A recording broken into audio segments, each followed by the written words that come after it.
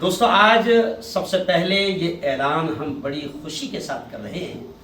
کہ الحمدللہ ہماری اپنی پوری ٹیم، جس میں الگ الگ سنگھٹناؤں کے اور الگ الگ پارٹیوں کے ذمہ داران ہیں۔ آپ جانتے ہیں کہ وقف امید پورٹل پر جس طریقے سے اوقاف کی املاک کو اندراج کرنے کا معاملہ سامنے آیا، بہت تکالیف کا سامنا کرنا پڑ رہا تھا